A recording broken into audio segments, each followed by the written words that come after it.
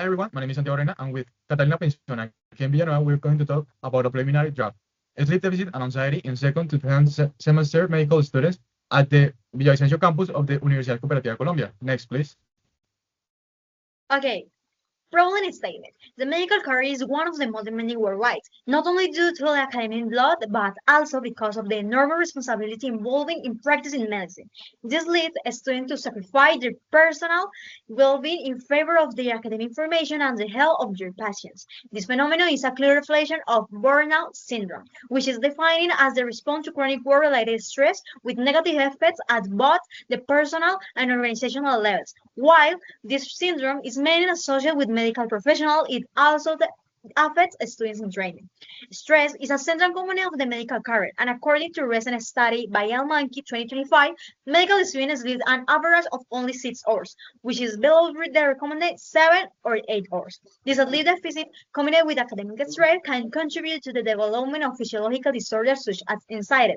Therefore, the central question of our study is what is the sleep deprivation in medical students at the Universidad Cooperativa de Colombia Villavicencio campus is related to the onset of anxiety episodes. Next, please.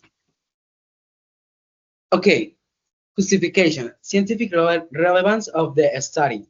This research provides new data of the prevalence of sleep disorders and anxiety in medical students in Villavicencio, a less studied area. Local relevance. In Villavicencio, there are not students on sleep and anxiety in medical students. The academic and socioeconomic condition in this area differ from those of larger cities, so local data is needed. Potential impact of the result. The research will allow the creation of mental health intervention based on local evidence, improve the well-being and academic performance of medical students, and serves a replica model for other Columbia universities. Okay, objectives. General objectives to recognize the relationship between sleep deficit and anxiety levels in second to 10th semester medical student at the Universidad Cooperativa de Colombia, Campus Villavicencio. Specific objectives. Identify the sleep habit on participant students include average or of sleep quality, determining the prevalence of anxiety symptoms in the medical student surveys.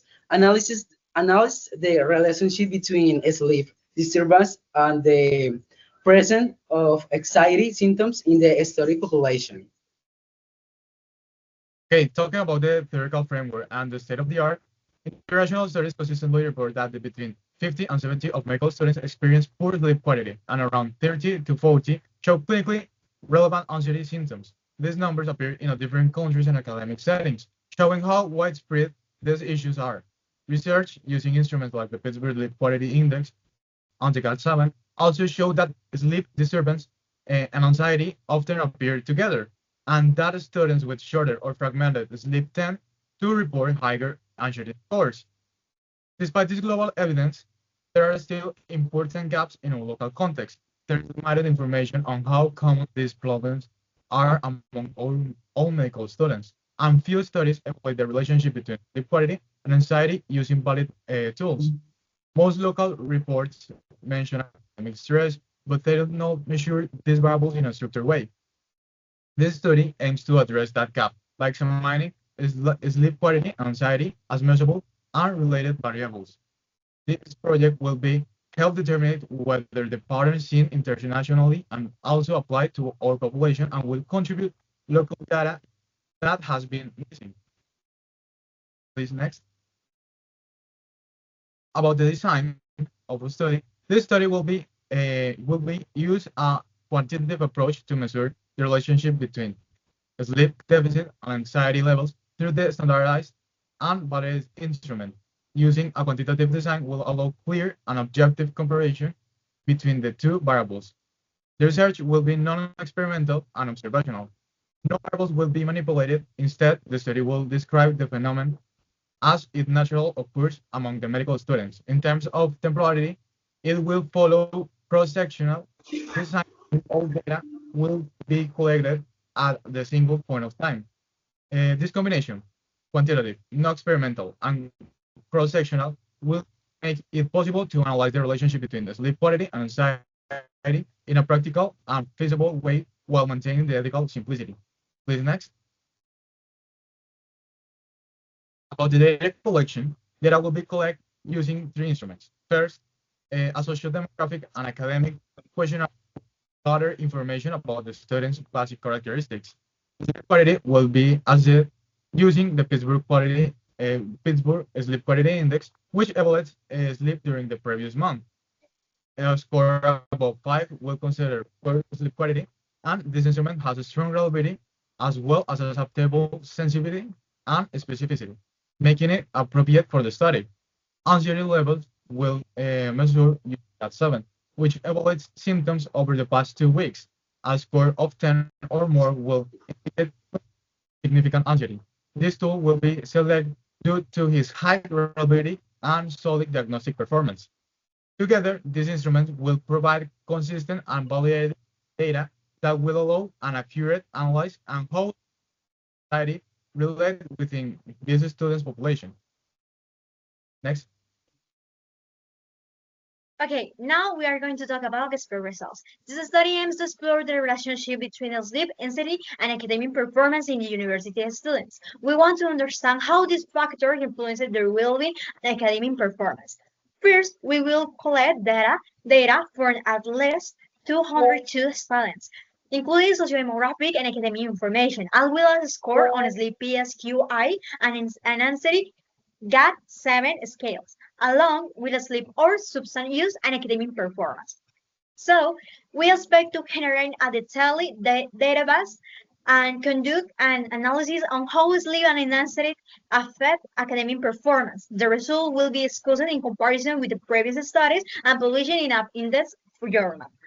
We will propose practical recommendations to improve the identification of anxiety in students and suggest changes to the medical program. Additionally, this study will help consolidate research line within the university with potential for future research.